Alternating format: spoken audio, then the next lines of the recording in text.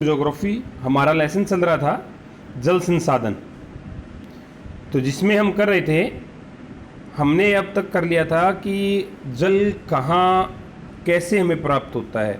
तो उसके मुख्य साधन हमने देखा था नदी, तालाब, वर्षा जल और भौम जल। अब इन्हीं के बारे में है कि जल संसाधन विकास के क्या उद्देश्य प्राप्त किए जा सकते हैं, जल संभार विकास से क्या उद्देश्य हैं।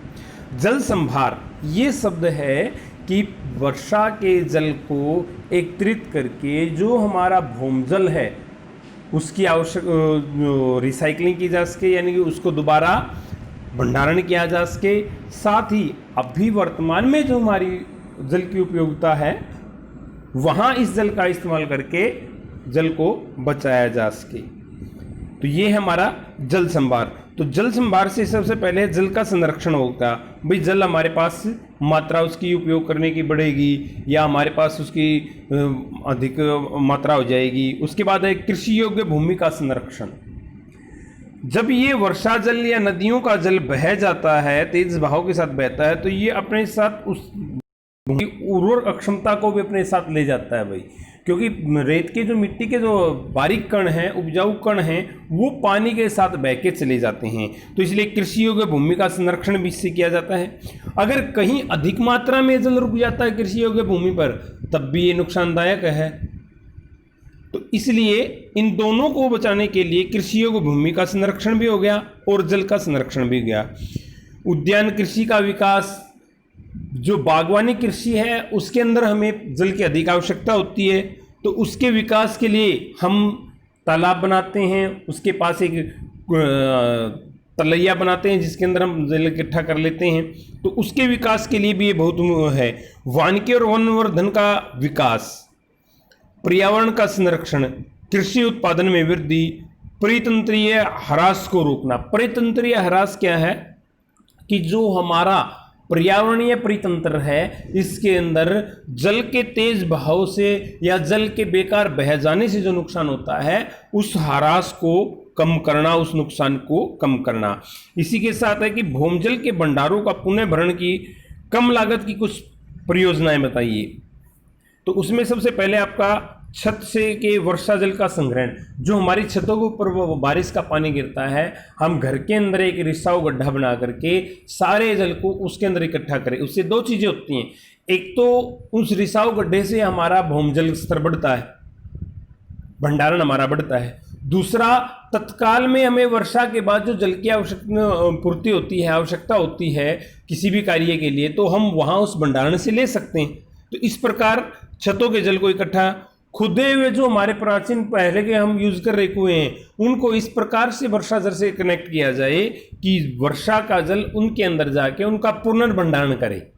उनके अंदर वापस जितना जल हमने निकाला है, यूज के लिए इस्तेमाल किया है, प्रयोग किया हमने हमारे कार्यों के लिए, वो वहाँ पर वर्षा जल से उसका भंडारण हो सके।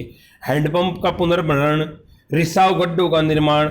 इससे क्या होगा, हमारा जो जल भंडार है, भूमजल भंडार है, वो हमारा स्थिर बना रहेगा, कम नहीं होगा। खेतों को चारों ओर बंद इकाई और रोक बांध बनाना, ये एक प्रक्रिया है जिसके माध्यम से खेत के जल को खेत के अंदर ही रोका जाए। बारिश के बाद खेत का जल इधर उधर बह जाता है तो उसको रोका जाए। दूसरा क्या होता है कि हमारे जो फसल होती है उसके अंदर अधिक हो जाता है, तो हम उस जल को खेत की नालियों के अंदर निकाल देते हैं। तो ये बांध इकाएँ और खेत के चारों तरफ बांध इकाएँ, रोक बांध बना करके हम उसको एक जगह इकट्ठा कर सकते हैं, जिससे हमारा भूमजल स्तर विकसित रहेगा। साथ में ही हमारे खेत में अभी पानी की आवश्यकता नहीं, क्योंकि बारिश हुई है, और वो इकट्ठा किया हुआ जल बाद में हम उसका इस्तेमाल कर सकते हैं। तो इस प्रकार भूमजल। उसके बाद है हमारा एक ये है कि आपका भारत में कृषि के लिए सिंचाई के महत्व को स्पष्ट कीजिए। भाई कृषि के लिए सिंचाई का महत्व तो हर एक क्षेत्र में भारत के लिए क्या सभी जगह महत्वपूर्ण है। कृषि का जल का उपयोग मुख्य रूप से सिंचाई के लिए होता है। देश में वर्षा के निश्चित न होने के कारण इसकी सबसे ज़्यादा अधिक आवश्यकता होती है सिंचाई की व्यवस्था की। देश में वर्षा के स्थानीय सामयिक परिवर्तन के कारण सिंचाई की आवश्यकता पड़ती है। उसके बाद है देश के अधिकांश भाग वर्षा विहीन है। बहुत से क्षेत्र ऐसे हमारे, जैसे राजस्थान का है, मध्य प्रदेश के बहुत से क्षेत्र हैं, हमारे हरियाणा के बहुत से क्षेत्र हैं जहां वार्षिक वर्षा बहुत कम होती है। तो ऐसे सूखे क्षेत्रों के लिए भी हमें सिंचाई व्यवस्था की आवश्यकता पड़ती है। बहुत से क्षेत्रों में ग्रीष्म ऋतु, बहुत से क्षेत्रों में सर्द ऋतु शुष्क होती है, लेकिन फसलें तो उस टाइम भी बोई जाती हैं। तो इसलिए कृषि के लिए उन दिनों में आपको सिंचाई की व्यवस्था की आवश्यकता होती है। बिना सिंचाई की खेती करना कठिन क्या असंभव है। हम क्या फसल जो बो रहे हैं, जो भी फसल हम अनाज पौधा जो भी बोएंगे वो कितनी मात्रा में होगा, वो बहुत ही कम होगा, हमारी आवश्यकताओं की पूर्ति तक नहीं होगी उससे। और कुछ फसलें ऐसे हैं जिनके लिए जल सिंचाई की पूरी आवश्यकता होती है, जैसे चावल है, गन्ना है, जूट है। इनके अंदर तो हमें जल की अधिकता चाहिए सिंचाई के लिए जल की आवश्यकता रहती है। उसके बाद है मध्य प्रदेश के झुबुआ जिले में प्रारंभ किए गए जल संभार प्रबंधन कार्यक्रम की सफलता की परख कीजिए। ये झुबाऊ जिला मध्य प्रदेश के पश्चिमी क्षेत्र है, जहाँ की कृषि जलवायु क्षेत्र में अवस्थित है, शुष्क क्षेत्र है। ये वास्तव में हमारे देश के सर्वाधिक 5 पिछड़े जिलों में से एक है। जनजातीय जनसंख्या विशेषता है, भील का उच्च संधरण इसकी विशेषता है। भील प्रजाति के लोग सबसे ज़्यादा हैं। समस्याएं क्या हैं यहाँ? लोग गरीबी के कारण कष्ट झेल रहे हैं। जंगल एवं भूमि दोनों संसाधनों के उच्च दर से निम्नीकरण के कारण प्रबलित हो गई है। यहाँ भारत सरकार के ग्रामीण विकास तथा कृषि मंत्रालय दोनों से ही जल संभार प्रबंधन कार्यक्रम फंड अनुदानित है, जिन्हें झुबुआ जिले में सफलतापूर्वक क्रियान्वित किया गया है। जल संभार प्रबंधन कार्यक्रम भूमि जल तथा वनस्पतियों के बीच संबंधता को पहचानता है और प्राकृतिक संसाधनों के प्रबंधन एवं सामुदायिक सहभागिता से लोगों को आजीविका को सुधारने का प्रयास करता है। उसके बाद भारत के कुछ क्षेत्रों में विकसित जल संग्रहण किस प्रकार सहायक है, उदाहरण के सहित स्पष्ट कीजिए। तो अलग अलग क्षेत्रों का इसमें वर्णन किया गया है। राजस्थान में वर्षा का जल संग्रहण राज्य जिन्हें कुंड अथवा टांग कहा जाता है। ग्रामीण क्षेत्रों में परंपरागत वर्षा जल संग्रहण जलाशयों, झीलों, तालाबों के द्वारा किया जाता है।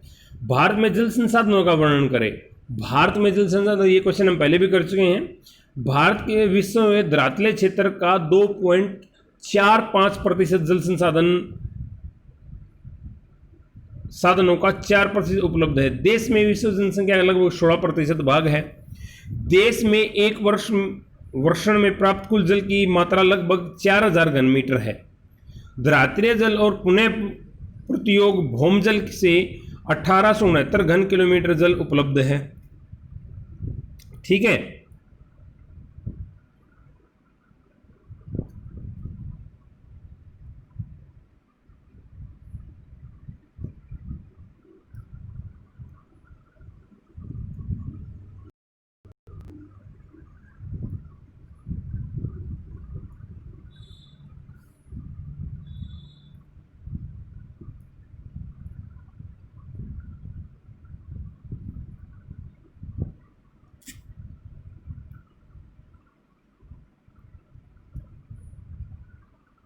उसके बाद है भारत के भूमिजल संसाधनों का उपयोग का वर्णन। भारत में अधिक उपयोग वाले राज्य पंजाब, हरियाणा, राजस्थान, तमिलनाडु राज्य में भूमिजल का उपयोग किया जाता है, क्योंकि यहाँ मोस्टली धान की खेती की जाती है। इन राज्यों में राजस्थान को छोड़ दीजिए, तमिलनाडु, पंजाब और हरियाणा, इनके यहाँ गेहूं और धान दोनों की खेती की जाती है, इसलिए भूमिजल का इस्तेमाल सबसे ज़्यादा किया जाता है। कम उपयोग वाले राज्य, कुछ राज्य छत्तीसगढ़, उड़ीसा, केरल आदि अपने भूमिजल का अक्षमता का बहुत कम उपयोग करते हैं। मध्य उपयोग वाले राज्य गुजरात, उत्तर प्रदेश, बिहार, इन राज्यों में मध्य इनकी जितनी आवश्यकता है उसी को पूर्ति की जाती है।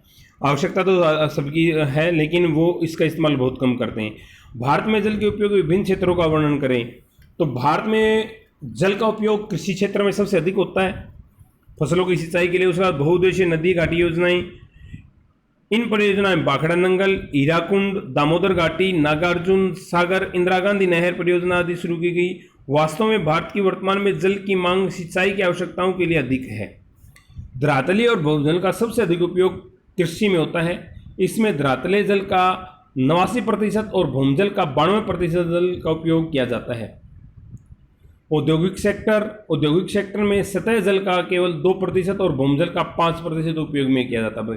घरेलू सेक्टर में धरातलीय जल का उपयोग भूमजल की तुलना में अधिक है, 9% है। कुल जल उपयोग में कृषि सेक्टर का भाग दूसरे सेक्टरों से अधिक है। फिर भी भविष्य में विकास के साथ साथ देश में औद्योगिक और घरेलू सेक्टरों में जल का उपयोग बढ़ने की संभावनाएं हैं। भारत में कृषि क्षेत्र में सिंचाई क्यों आवश्यक है, ये हम पहले कर चुके हैं भाई। जल के पुनः चक्रण और पुनः उपयोग के उदाहरण दो। जो हमें जल संभार वाला किया था, ये वही क्वेश्चन है भाई।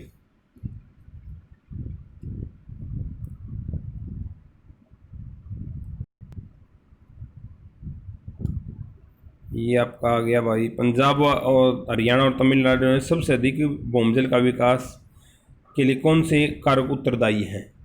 इनमें सबसे ज़्यादा उत्तरदायी गेहूं, चावल की फसलों की सिंचाई के आवश्यक है। या हरित क्रांति के कारण भी भूमजल का अधिक प्रयोग किया गया।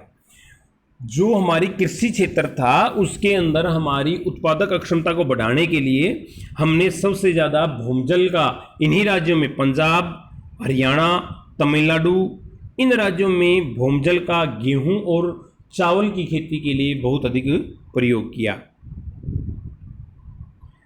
ये कृषि जल का कृषि क्षेत्र ही सबसे अधिक हमारा जल उपयोगी क्षेत्र है। उसके बाद आपका जल संभार संग्रहण क्या है, तो इसके साथ ही हमारा ये लेसन कंप्लीट हो जाता है भाई। इसमें एक क्वेश्चन रहता है हमारा कि भारतीय राष्ट्रीय जल नीति की मुख्य विशेषताएं बताएं।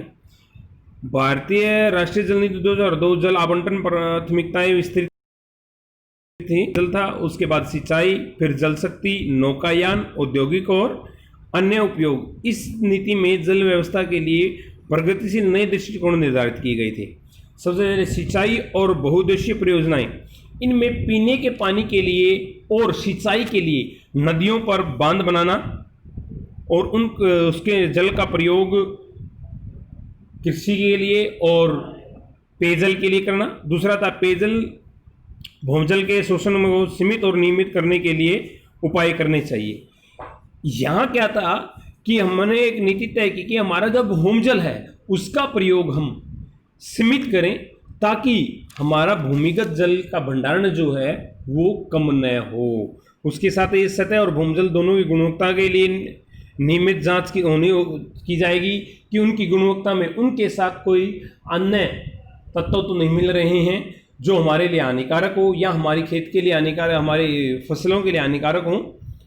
उसके बाद दुर्लभ संसाधन के रूप में जल के लिए जागरूकता विकसित करनी है ताकि हम जल का संरक्षण कर सकें।